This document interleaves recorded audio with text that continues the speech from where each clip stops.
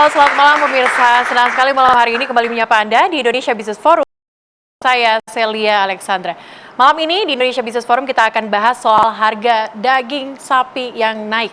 115.000 per kilogram. Ini tertinggi. Selama 3 bulan kalau kita pergi ke pasar beli daging, ternyata ini adalah harga tertinggi dari 3 bulan terakhir. Akibatnya banyak pedagang daging sapi yang mogok jualan daging sapi. Seminggu kemarin, makanya kalau nyari daging sapi sulit sekali di pasaran. Tapi sebenarnya pertanyaan begini, berapa sih sebenarnya besar konsumsi masyarakat terhadap daging sapi? Kami hadirkan datanya untuk Anda. Kalau kami melihat dari data ini, total konsumsi masyarakat terhadap daging sapi ini mencapai 2,77 per kilogram per kapita per tahun. Nah, lihat juga pemirsa, ini mencapai 515.000 ton. Begitu pula konsumsi nasional ini mencapai 787.000 ton. Terdapat defisit antara produksi dan juga konsumsi 271.000 ton. Tapi kita pengen tahu sebenarnya produksi nasional ini apakah meningkat kalau dibandingkan dengan tahun 2024. Berikut datanya untuk Anda pemirsa.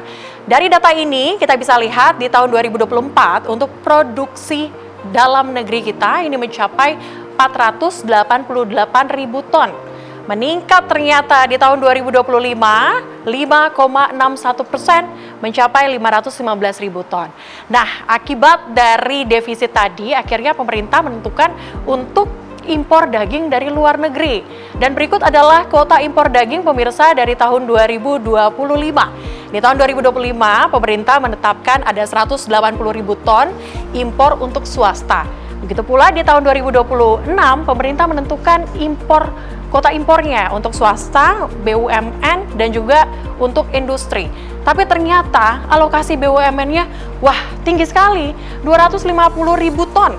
Kalau dibandingkan dengan swasta cuma 30.000 ton, artinya swasta ini mengalami penurunan dibandingkan dengan 2025 180.000 ton. Begitu pula industri ini kalau kita lihat 17.000 ton. Dan kalau kita tahu juga swasta ini kemudian dialokasikan untuk impor sapi hidup 700.000 ekor atau totalnya ini sekitar 190.000 ton. Kita juga lihat dulu nih bagaimana kemudian kuota impor tadi ini dialokasikan kemudian untuk diimpor dari beberapa negara. Negara mana saja sih sebenarnya menyumbang impor tertinggi untuk Indonesia? Yang pertama ada Australia 113.000 ton, disusul India 40.000 ton, dan yang terakhir adalah Cina 66 ton. Pertanyaan kita sederhana seperti ini pemirsa. Kenapa kemudian pemerintah menurunkan kuota impor untuk swasta? Dan apa kemudian yang memicu demo dari pedagang daging sapi di Indonesia? Begitu pula apakah kita bisa mencapai swasembada daging sapi di tahun 2026? Kami akan bahas dengan sejumlah narasumber untuk Anda di Indonesia Business Forum malam hari ini. Kalau kata Pak Mentan 700.000 ekor clear semuanya masalahnya. Kita bahas malam hari ini pemirsa masalah daging sapi yang selalu jadi persoalan karena rasa-rasanya masyarakat ini di Indonesia suka sekali makan daging sapi, apalagi kalau menjelang Idul Fitri bentar lagi gitu ya Bapak Ibu-Ibu. Dan saya akan sapa dulu nih narasumber saya malam hari ini pemirsa sebelum kita bahas lebih lanjut. Yang pertama tentu saja ada Pak Agung Suganda, Dirjen Peternakan dan Kesehatan Hewan PKH. Pak Agung, boleh mikir. Selamat malam Pak Agung. Selamat malam, Celia. Oke, senang sekali Pak Agung sudah hadir di sini. Saya juga ingin menyapa ada Pak Teguh Budiada, Direktur Eksekutif Asosiasi Pengusaha dan Pengelolaan Daging Indonesia. Selamat malam Pak Teguh. Selamat malam, Celia. Saya juga ingin menyapa, di samping saya juga ada Prof. Bayu Krisnamurti, Guru Besar IPB. Selamat malam, Prof. Bayu. Malam, Celia. Oke. Saya juga ingin menyapa, ada Prof. Telisa, Ekonom FEB UI. Selamat malam, Prof. Telisa. Selamat malam, Mbak Celia. Selamat malam, pemirsa TV One. Oke, kami juga hadirkan untuk Anda tentu saja pada malam hari ini ada 2 testimoni kami. Yang pertama ada Pak Marianto, Ketua Asosiasi Bakso Wonogiri Mendunia. Selamat malam. Selamat malam. Yang kedua pemirsa ada Pak Riza Alfarisi, pengusaha catering. Selamat malam Pak Riza. Selamat malam. Oke. Langsung saja saya ke testimoni dulu Pak Marianto. Pak Marianto, gimana Pak pas harga daging naik 115.000 per kilogram, kemudian juga banyak yang mogok ngejualan daging, itu kondisinya seperti apa? Iya, terima kasih. Selamat malam Bapak-bapak semua dan hadirin yang ada di ruangan ini. Sebenarnya permasalahan daging itu permasalahan yang terjadi setiap tahun dari saya sejak kecil sampai sekarang sudah tua. Oke. Jadi sebenarnya seperti apa sih mitigasi pemerintah terhadap kebutuhan daging nasional ini? Jangan sampai masyarakat ini dibuat main-main, dibuat eksperimen, dibuat sampel. Saya rasa itu nggak boleh lagi, Mbak. Kan sudah ketahuan konsumsi dalam negeri sekian, hasil produksi dalam negeri sekian. Sementara kalau kemarin itu seandainya kuotanya aman, nggak mungkin tukang daging itu akan mogok. Ini yang jadi masalah adalah yang saya dengar lewat berita ini, mohon maaf kalau salah. Ketika ada statement pemerintah bahwa kuota impor daging dari India di stop, ya akhirnya pada mogok. Kebutuhannya tidak tercukupi. Saya sendiri sebagai pedagang bakso yang tergabung dalam organisasi Bakso Wonogiri Mendunia, kita ketergantungan dengan daging di pasar, Pak. Oke. Ketergantungan di daging di pasar. Kalau pemerintah tidak mempunyai kebijakan yang tepat terhadap pelaku usaha kecil mikro kayak saya ini dan teman-teman, itu seperti apa nasib pelaku usaha yang notabene pemerintah bangga dengan UMKM, katanya ekonomi pondasi nasional, tapi apa faktanya? Kita selalu dipermainkan. Saya berharap betul lah pemerintah ini serius ketika menangani pelaku-pelaku usaha kecil seperti kita ini. Dan kita ini nggak pernah loh merepotkan pemerintah. Oke, banyak sekali Pak kebutuhan daging sapi. Anda kalau setiap hari berapa kebutuhannya untuk buat bakso, Pak? Kebetulan untuk di Bekasi khususnya itu ada rumah produksi bersama. Oke. Rumah produksi bersama itu di Kota Bekasi itu ada 3 tempat. Kebetulan di tempat saya sendiri yang saya giling setiap hari itu sekitar 300 sampai 400 kilo. Belum yang satu lainnya lagi ya sekitar kurang lebih 1 ton. Untuk kebutuhan bakso. Itu untuk anggota kami yang masuk dalam koperasi. Sementara di wilayah lain banyak teman-teman bakso yang belum move on ketika masuk di organisasi. Belum move on kenapa? Iya, namanya mengajak orang untuk masuk organisasi kan enggak segampang itu, Mbak. Baik. Gitu. Baik. Lalu Pak, pertanyaan saya begini, bagaimana Anda menyiasatinya? Waduh, jadi karena habis makan bakso nih, makan baksonya Pak Marianto tadi tuh, nikmat Pak. Pak, gimana menyiasatinya sehingga bisa jualan bakso lagi? Kebutuhannya cukup tinggi, Pak, 1 ton per hari. Iya, kita harus pintar-pintar menyiasati, kita putar otak juga. Oke. Kita sudah ada selentingan bahwa besok akan mogok. Tentunya saat sebelum dia mogok kita stok dulu, Pak. Oke, tapi ada Kita stok bakso dulu. ada stoknya. Ya kita muter-muter nyari mana pasar mana yang masih ada. Dia telepon teman-teman di Cikarang, di Kerawang, di Tangerang, di BSD. Itu untuk stok bahan bakso yang 3 hari tukang daging itu nggak jualan. Oke, tukang daging nggak jualan. Saya langsung ke Pak Teguh. Pak Teguh, apa kemudian alasan tukang daging nggak jualan? Apakah benar ini karena harga naik atau bagaimana, Pak? Sebenarnya begini, kalau harga naik kemarin yang melakukan mogok ini kan pedagang-pedagang di pasar, Pak ya. Oke. Terutama yang eceran itu di wet market. Dan itu umumnya mereka itu menggunakan daging segar, ya kan, baik berada dari sapi lokal maupun dari feedlotters. Sedangkan untuk yang market-market tertentu itu sebenarnya tidak ada masalah gitu kan. Dari asosiasi APPDI itu segmen pasarnya itu adalah hotel, restoran, dan juga catering. Mungkin dalam hal ini mereka tidak terpengaruh karena supply-nya adalah dari daging-daging yang diimpor. Oke. Sedangkan tadi dengan Pak Yanto tadi adalah umumnya berbasis raw material yang berasal dari daging segar dan dari pemotongan sapi. Justru yang ingin kami sampaikan kalau tadi ini justru yang menjadi ke depan, yang shock itu adalah para importir daging ini, pengusaha ini. Karena tadi sudah disampaikan oleh Celia bahwa kuota yang tahun 2026 itu hanya 30.000 ton. Padahal tahun lalu itu 180.000 ton. Ini putusan pemerintah, ini shock. Ini implikasinya besar sekali.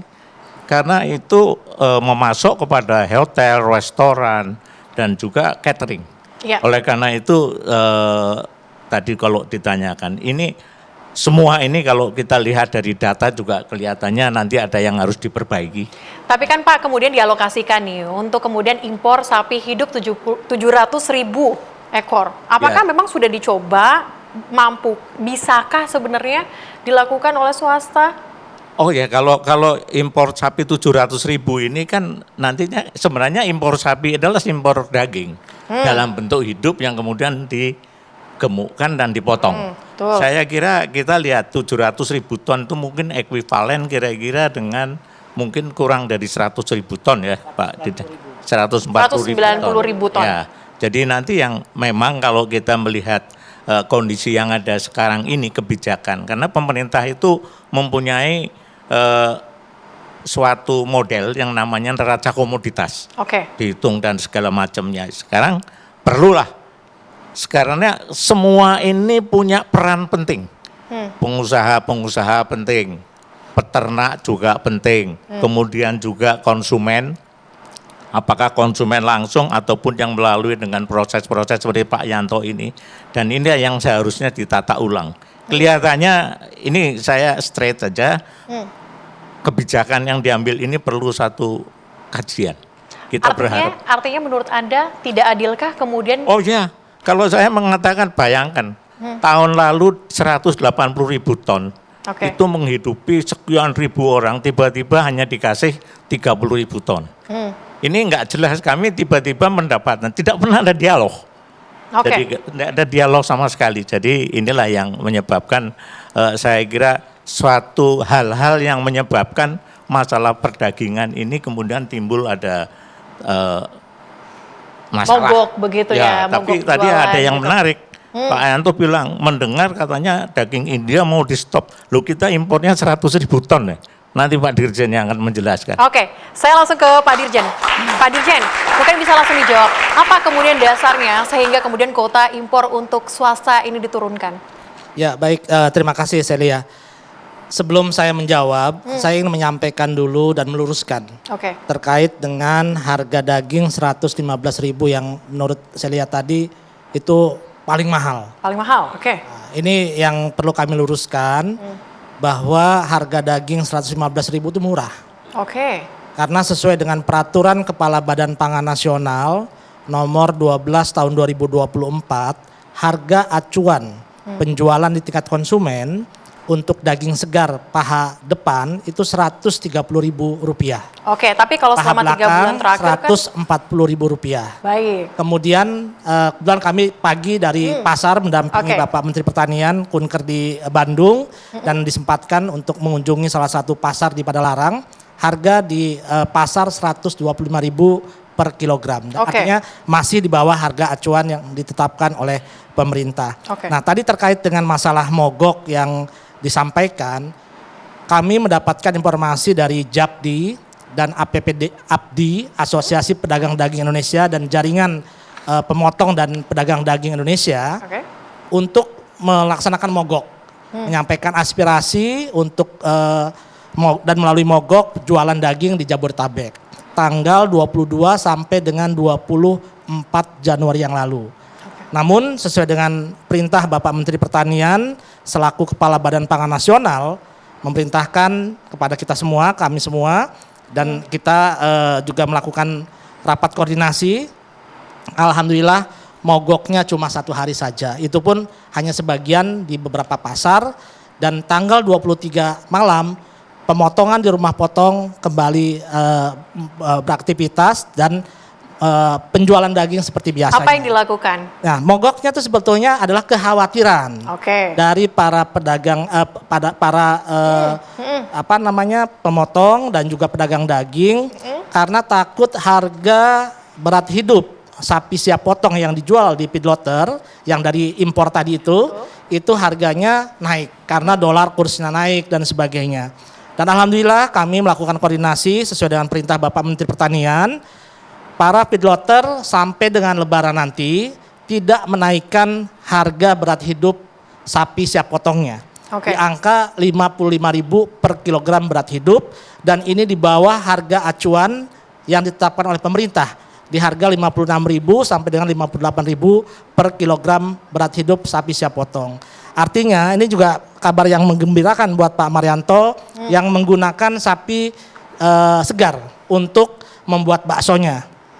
Kenapa? Karena sampai Lebaran paling tidak harga di tingkat feedlotter 55.000 Oke. dan di RPH-nya 56.000, artinya harganya tentu tidak naik. Ini sementara kah atau bagaimana? Tentu pemerintah terus memonitor dan kami sangat tadi Pak Maryanto menyampaikan dari zaman dulu masalahnya klise. Oke. Setiap menjelang Idul Fitri Harga naik. harga naik, menjelang Ramadan munggahan harga naik, ini biasa.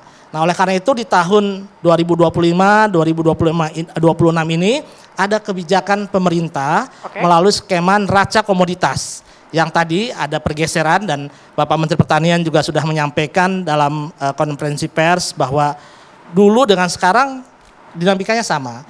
Tetapi sekarang dengan memberikan penugasan kepada BUMN melalui mekanisme neraca komoditas, Baik.